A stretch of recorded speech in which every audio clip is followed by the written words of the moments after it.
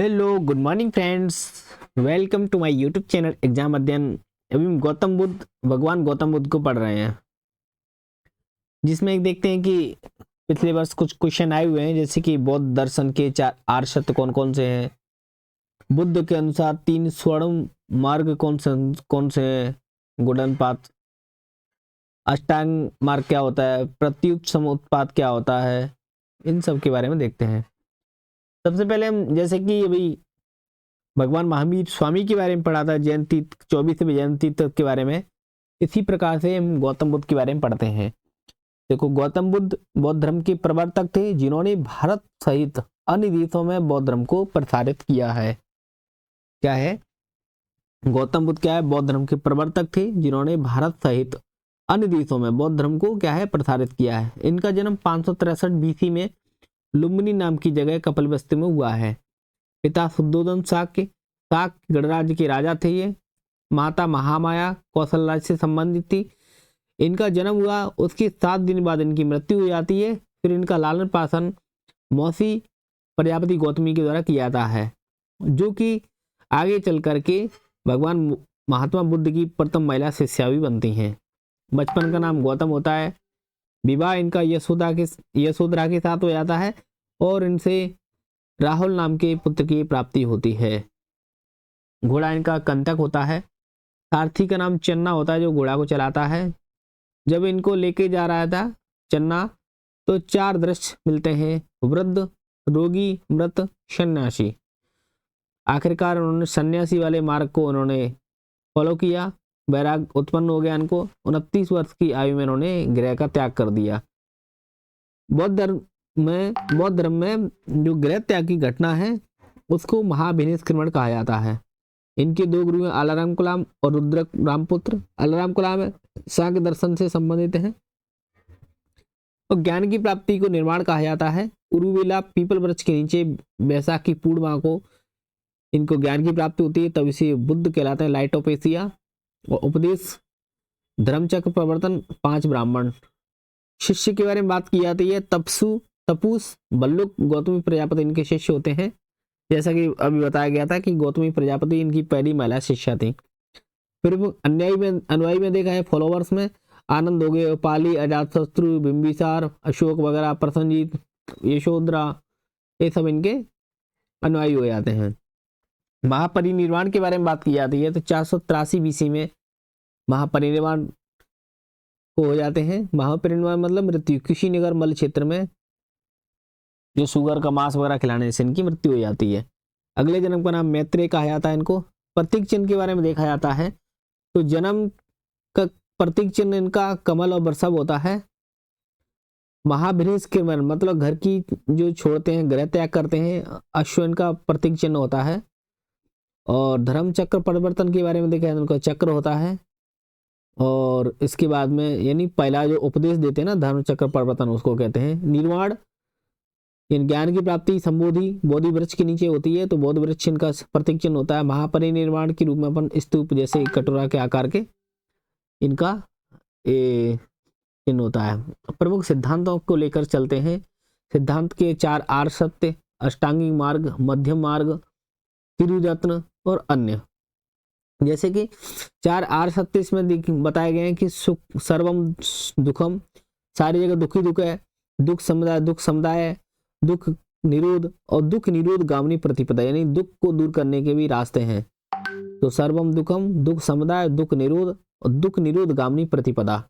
अष्टांगी मार्ग में सम्यक दृष्टि, संकल्प, संयम वाणी, कर्म, जीविका, व्यायाम, स्मृति, समाधि, 8 मार्ग हो जाते हैं अष्टांगी मार्ग। सम्यक दृष्टि, सम्यक संकल्प, सम्यक वाणी, सम्यक कर्मांत, सम्यक आजीविका, सम्यक व्यायाम, सम्यक स्मृति, सम्यक समाधि। एक मिडवे होता है, मध्य मार्ग होता है। त्रिरत्न में बुद्धं शरणं गच्छामि, संघं शरणं गच्छामि, धम्मं शरणं गच्छामि। बुद्ध की शरण में चलो, संघ की शरण में चलो, धम्म की शरण में चलो। अन्य सिद्धांत के बारे में प्रत्युत समुत्पाद के बारे में बात करते हैं। क्षणिक की बात के बारे में, अनिश्वरवाद, आत्मवाद, पुनर्जन्म में विश्वास करते थे। अहिंसा के बारे में बोलते थे। कर्मवाद, वेदों में अविश्वास था इनका। अच्छी एक डेफिनेशन होती है कि अनास्तिक क्या होता है। नास्तिक का मतलब होता है जो वेदों में विश्वास नहीं करते हैं। यानी भगवान महावीर के बारे में बात की जाता है, भगवान महात्मा बुद्ध के बारे में। ठीक है, वेदों में अविश्वास नहीं करते, नास्तिक थे लोग। समानता और 10 शील, वहां भी अपन ने 7 शील के बारे में बात की थी, महावीर के बारे में। अब आगे बुद्ध धर्म की विशेषता को देख लेते हैं। देखो, विशेषता को देखा जाता है तो कि वेदों में अविश्वास करते, नास्तिक थे, अनिश्वरवादी, ईश्वर को नहीं मानते, सीधी सी है, क्योंकि वेदों को अपूर्व से कहा गया है। और अनात्मवादी, आत्मा को नहीं मानते थे। पुनर्जन्म में विश्वास जरूर करते थे, केवल भाई जो अभी इस जन्म मिला है वो पहले जन्म में क्या किया था तो उसका परिणाम होता है। बड़े व्यवस्था का उन्होंने घोर विरोध किया है। अहिंसा के बारे में बोला गया है, इनके हिंसा का पालन जरूर करना चाहिए। तो विशेषता क्या हो जाएगी बौद्ध धर्म की? वेदों में अविश्वास, अनिश्वरवादी, अनात्मवाद, पुनर्जन्म में विश्वास करना, अहिंसा और वर्ण व्यवस्था का विरोध। उसके बाद में प्रमुख सिद्धांत के बारे में बोला जाता है। 4 आर्य सत्य।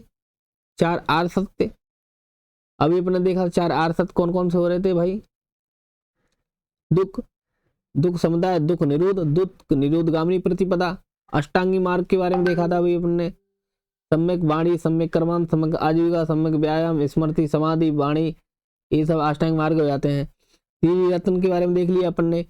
त्रिरत्न क्या बोलते हैं, कैसे? बुद्धम शरणम गच्छामि, धम्मम शरणम गच्छामि, है ना, बुद्धम शरणम गच्छामि, धम्मम शरणम गच्छामि, और एक और कौन सा है? संगम शरणम गच्छामि। इस टाइप से इनके त्रिरत्न हो जाते हैं। मध्यम मार्ग होता है। परम लक्ष्य निर्वाण, प्रत्युत समुत्पादे, बहुत इंपॉर्टेंट इसका सिद्धांत है। क्षणिकवाद, भाई कोई वस्तु क्षणिक के लिए रहती है, कोई फिक्स नहीं रहता है। यानी व्यक्ति को ना तो ज्यादा भोगदास में लीन होना चाहिए, यानी कोई चीज यदि मिल जाती है ज्यादा खुश भी नहीं होनी चाहिए, ना ज्यादा दुख होना चाहिए।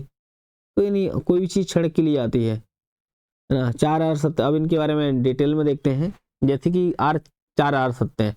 गौतम बुद्ध ने दुख से मुक्ति और निर्वाण प्राप्ति हेतु, दुख से मुक्ति और निर्वाण प्राप्ति हेतु 4 आर्य सत्य बताए हैं, जो कि बुद्ध शिक्षा का सार रहेगा। देखो कंक्लूजन क्या है इसका? 4 आर्य सत्य, गौतम बुद्ध ने दुख से मुक्ति और निर्वाण प्राप्ति हेतु 4 आर्य सत्य बताए हैं, जो बुद्ध शिक्षा का सार रहेगा। कौन कौन से? सर्वम दुखम, दुख समुदाय, दुख निरोध, दुख निरोधगामिनी प्रतिपदा। सर्वम दुखम यानी संसार दुखों से भरा हुआ है भाई, सब सभी जगह दुख ही दुख है। इन व्यक्ति का मूल उद्देश्य क्या है कि दुखों से दूर करना, अपन को दुख दूर करना है। दुख समुदाय में दुख का कारण है। बुद्ध ने 12 कारण दुख के बताए हैं, जिसको द्वादश निदान को समझा सकता है। प्रमुख कारण क्या है इसका? इच्छा और अविद्या, व्यक्ति की तृष्णा, और व्यक्ति पढ़ा लिखा नहीं होता है, अविद्या होती है उसके अंतर्गत, तो ये सबसे बड़ा कारण होता है। दुख निरोध, दुखों से छुटकारा मिल सकता है इसको। दुख निरोध हेतु तृष्णा पर नियंत्रण करना जरूरी होता है।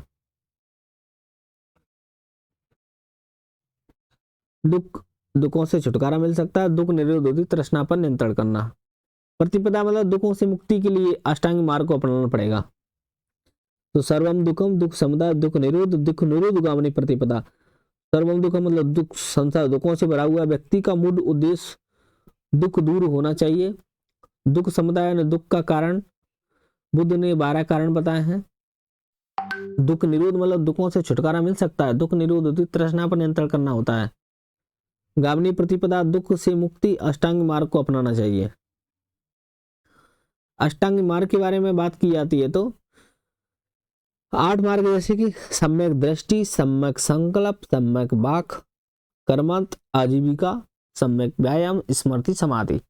सम्यक दृष्टि का मतलब रहता है कि 4 आर्य सत्यों का समुचित ज्ञान होना, अंधविश्वास भ्रांतियों से दूर रहना है। दृष्टि मतलब अंधविश्वास भ्रांतियों से दूर रहना। सम्यक संकल्प मतलब कि 4 आर्य सत्यों का पालन करने का संकल्प होना चाहिए। 4 आर्य सत्य कौन कौन से? सर्वम दुखम, दुख समुदाय, दुख निरोध, दुख निरोधगामिनी प्रतिपदा। सम्यक बात मतलब बात करने का, उदार मुक्ति और शांतिपूर्ण वाणी होनी चाहिए। कर्मांत मतलब शांतिपूर्ण, सुंदर और शुद्ध कार्य होना चाहिए। आजीविका मानी उपयुक्त जीविका, जो किसी प्राणी को क्षति पहुंचाए बिना अर्जित किया है। ऐसा कुछ साधन नहीं होनी चाहिए कमाने खाने का कि भाई व्यक्ति को हानि पहुंचाता वो अपन कुछ कमा खा रहे हैं। यानी किसी व्यक्ति को या प्राणी को क्षति पहुंचाए बिना अर्जित की जाए ऐसी आजीविका होनी चाहिए। व्यायाम, आत्म प्रशिक्षण करना चाहिए, आत्म आत्म मतलब योग वगैरह ये सब होना चाहिए। आत्म नियंत्रण की दिशा में प्रयास करना चाहिए। समय की स्मृति, सक्रिय सतर्क चेतना होना चाहिए, मेमोरी वगैरह सही होना चाहिए। सम्यक समाधि, सही एकाग्रता, ये जीवन की गहन रहस्यों पर भी गंभीर चिंतन करना चाहिए। ये भी मतलब ऐसे 3 पार्टों में डिवाइड किए गए। प्रज्ञाशील समाधि, प्रज्ञा में दिव्य दृष्टि से ऐसे सम्यक दृष्टि, सम्यक संकल्प आ जाता है। शील मतलब प्रज्ञाशील, सम्यक वाणी, कर्मांत, आजीविका। समाधि मतलब सम्यक व्यायाम, स्मृति, समाधि, ये हो जाते हैं। अब आते हैं प्रत्युत समुत्पाद। इसमें क्या है, बौद्ध दर्शन का केंद्रीय सिद्धांत है जिसका संबंध द्वितीय आर्य सत्य है। सर्वम दुखम दुख समुदाय, यानी सभी दुखों का कारण है, जिसके लिए भी बताया गया कि 12 कारण होते हैं, उसके लिए 12 निदान को प्रस्तुत किया गया है। यानी बुद्ध दर्शन का केंद्रीय सिद्धांत क्या है, प्रत्युत समुत्पाद है, जिसका संबंध द्वितीय आर्य सत्य से। सर्वम दुखम पहला हो गया, दुख समुदाय दूसरा वाला हो गया। तो दुख समुदाय यानी सभी दुखों का कारण है। यह कार्य कारण सिद्धांत है, यानी जिसके प्रत्येक कार्य की उत्पत्ति किसी न किसी कारण से होती है। कोई अपन काम कर रहे होते हैं, पढ़ रहे हैं भाई, क्यों पढ़ रहे हैं, अपन को सिलेक्शन हो जाए, अपन अच्छी जगह बैठ जाए, अपन है ना, अच्छे खासे जीवन जिए, तो भाई कारण है ना, इसलिए तो अपन कई कार्य कर रहे हैं अपन। तो इनका यही कहना है कि भाई किसी जो कोई कार्य होता है या कोई कारण है, उसका कुछ न कुछ कार्य होता है, या कोई कार्य है तो उसका कुछ कारण होता है, इसके लिए अपन कार्य कर रहे होते हैं। तो यह कार्य कारण सिद्धांत है जिसके अनुसार प्रत्येक कार्य की उत्पत्ति किसी न किसी कारण से होती है। इसकी विवेचना हेतु बुद्ध की 12 निदान को बताया गया है। 12 कार्य कारणों की श्रृंखला होती है, जिसकी विशेषता के बारे में देखा जाता है कि प्रत्येक घटना का कारण है, दुख का कारण है, जिससे 12 निदान समझा जा सकता है। दुख का कारण है, सभी दुखों का कारण है ना, प्रत्युत समुत्पाद में जो दूसरा वाला जो आर्य सत्य है उसमें यही बताया गया है कि दुख का कारण है, और जिसको दुख का कारण है 12 निदान की द्वारा समझा जा सकते हैं। 12 श्रृंखला दी ना 12 कार्य कारणों की। दुख का सबसे बड़ा कारण क्या है, अविद्या है, अज्ञान है। प्रत्युत समुत्पाद के आधार पर बुद्ध दर्शन में अनिश्वरवाद, अनात्मवाद, क्षणभंगुरवाद आदि को समझाया गया है। प्रत्युत समुत्पाद के आधार पर बुद्ध दर्शन में अनिश्वरवाद, अनात्मवाद, क्षणभंगुरवाद इनको समझाया गया है।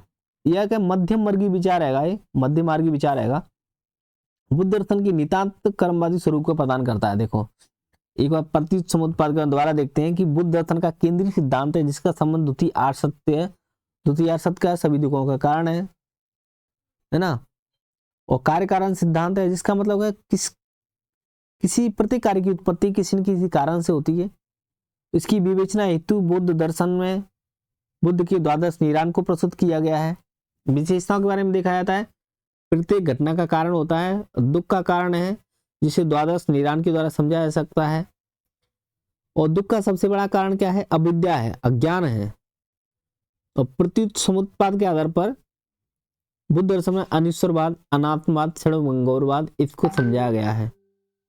यह क्या था, प्रत्युत समुत्पाद क्या है, मध्य मार्गी विचार आएगा। बुद्ध दर्शन को नितांत कर्मवादी स्वरूप प्रदान करता है। क्षणिक के बाद में अभी बताया गया कि बुद्ध दर्शन के अनुसार सांसारिक वस्तुएं कैसी क्षणिक होती हैं, वे प्रति क्षण बदलती रहती हैं, मतलब स्टेबल नहीं रहती हैं। इसलिए बताया गया कि व्यक्ति को किसी वस्तु पर ना तो घमंड करना चाहिए, ना उसके जाने पर दुख होना चाहिए उसको, क्योंकि संसारिक वस्तु क्षणिक होती हैं, प्रति क्षण बदलती रहती हैं। अतः व्यक्ति को किसी वस्तु पर घमंड या अहंकार नहीं करना चाहिए और उसके जाने पर दुखी भी नहीं होना चाहिए। बुद्ध के 10 शील कौन कौन से हैं? बुद्ध ने नैतिक आचरण हेतु 10 शील बताए हैं। हिंसा नहीं करना, अहिंसा का पालन करना है, सदैव सत्य बोलना है, चोरी, अपरिग्रह नहीं करना, अपरिग्रह, आवश्यकता से अधिक वस्तुओं का अस्तेय। वो 5 तो वही है जो कि कौन से थे, महावीर स्वामी के, सत्य, हिंसा, अस्तेय, अपरिग्रह, ब्रह्मचर्य।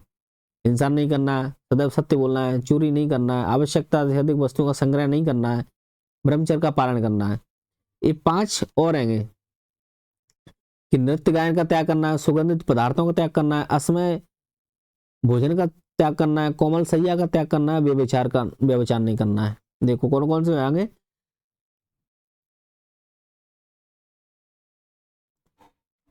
ब्रह्मचर्य का पालन करना है, नृत्य गायन का त्याग करना है, सुगंधित पदार्थों का त्याग करना है, असमय भोजन का त्याग करना है, कोमल सैया का त्याग करना है, व्यभिचार का त्याग करना है। व्यभिचार नहीं करना है मतलब। मध्य मार्ग में क्या आ जाता है कि महात्मा बुद्ध ने निर्वाण की प्राप्ति हेतु मध्य मार्ग का प्रतिपादन किया है। निर्वाण की प्राप्ति हेतु किसका प्रतिपादन किया? मध्य मार्ग का। बुद्ध के अनुसार मनुष्य को ना तो घोर तपस्या करना चाहिए, ना अत्यधिक भोग विलास, बल्कि इनके मध्य का मार्ग अपनाना चाहिए। क्या है? महात्मा बुद्ध ने निर्वाण की प्राप्ति हेतु मध्य मार्ग का प्रतिपादन किया है। बुद्ध बताते हैं कि मनुष्य को ना तो घोर तपस्या करना चाहिए, ना ज्यादा भोग विलास में लीन रहना चाहिए, मध्य मार्ग को अपनाना चाहिए। यह बुद्ध धर्म की प्रारंभिक लोकप्रियता का सबसे बड़ा कारण था। कर्मवाद का बुद्ध दर्शन नितांत कर्मवादी है। इनके अनुसार मनुष्य जैसा कर्म करता है वैसा उसे फल मिलता है, भाई जैसा बोगे वैसा ही काटोगे। अर्थात वर्तमान जीवन है ना, अतीत कर्मों का परिणाम है। आपने पिछले जन्म में कुछ अच्छे कार्य किए होंगे, इसलिए इस जन्म में आपको अच्छा वो मिला है जीवन। कर्मवाद हो गए।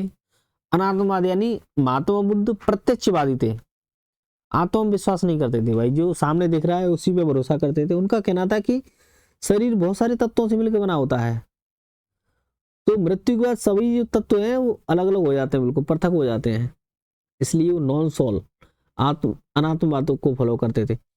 महात्मा बुद्ध क्या है? प्रत्यक्षवादी थे, आत्मविश्वास नहीं करते थे। उनका कहना था शरीर कई तत्वों से मिलकर बना है और मृत्यु के बाद सभी तत्व अलग अलग हो जाते हैं। अनीश्वरवाद, महात्मा बुद्ध ईश्वर की सत्ता में विश्वास नहीं करते थे, ईश्वर की सत्ता में विश्वास नहीं करते थे। उनके अनुसार व्यक्ति को ईश्वर के अस्तित्व पर विचार करने से बेहतर है कि अपने कर्मों पर ध्यान देना चाहिए। ईश्वर नाम की ऐसी कुछ चीज नहीं है, वो केवल अपने कर्मों पर ध्यान दो, सब कुछ सही हो जाएगा। अगला है पुनर्जन्म में विश्वास। देखो अभी जो कर्मवाद था कि भाई पिछले जन्मों का कर्म है इसलिए आपको ये जन्म अच्छा मिला होगा, तो पुनर्जन्म में ऑटोमेटिक विश्वास कर लेते हैं वो कर्मवाद के आधार पर कि ईश्वर और आत्मा की सत्ता को तो अस्वीकार कर ही देते हैं, लेकिन महात्मा बुद्ध पुनर्जन्म की अवधारणा को मानते थे। यह उनके कर्मवाद का सिद्धांत था, जिसके अनुसार मनुष्य जैसा कर्म करता है वैसा उसे फल मिलता है, और ये जो मिल रहा है वो उसके अतीत कर्मों का फल होता है। तृष्णा को नष्ट करके मनुष्य जन्म मृत्यु के चक्र से मुक्ति पा सकता है। अब क्या है? जैन धर्म बौद्ध धर्म की तुलना करते हैं। समानता असमानता क्या क्या है? देखो समानता के बारे में दोनों ही सुधारवादी हैं, दोनों ने कर्मकांडों का विरोध किया है, बहुदेववाद का विरोध किया है, वेदों में अविश्वास है, दोनों वेदों में नास्तिक दार्शनिक हैं। अनिश्वरवादी हैं, दोनों ईश्वर में विश्वास नहीं करते हैं। सामाजिक समानता बल दिया है उन्होंने, मानवतावादी पर दिया है और तर्कवाद पर दिया है।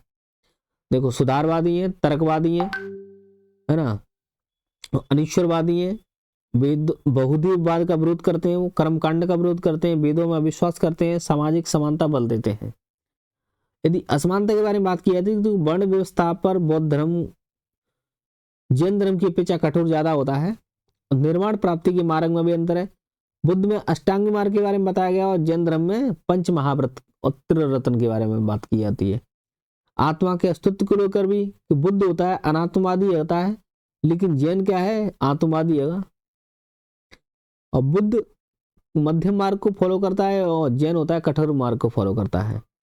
असमानता के बारे में देखा कि वर्ण व्यवस्था पर बौद्ध धर्म जैन धर्म के अपेक्षा कठोर होता है। निर्वाण प्राप्ति के मार्ग में अंतर, बुद्ध होता है अष्टांगिक मार्ग को फॉलो करता है, जैन होता है पंच महाव्रत और तीन रत्न को फॉलो करता है। आत्मा के अस्तित्व को लेकर बुद्ध अनात्मवाद होता है, जैन आत्मवाद होता है। बुद्ध में मध्यम मार्ग होता है, जैन में कठोर मार्ग होता है। बुद्ध दर्शन की वर्तमान प्रासंगिकता महत्व के बारे में करुणा अहिंसा के बारे में बताया गया है। सहिष्णुता, सामाजिक समानता, विदेश नीति में सहायक। बुद्ध धर्म एशिया के लोगों 22% लोगों के द्वारा माना जाता है। अंधविश्वास, रूढ़िवादी, कर्मकांडों का विरोध, कर्मवाद पर जोर लेता है। अतः बुद्ध के प्रतिसमुद्वाद, क्षणिकवाद, 10 शील जैसे सिद्धांतों को पालन करके वैश्विक सामाजिक आर्थिक समस्याओं जैसे आतंकवाद, नवीन बीमारियों, इनसे भी अपन समाधान किया जा सकता है। इस प्रकार से बुद्ध खत्म हो जाता है। Thank you. जय हिंद, जय भारत।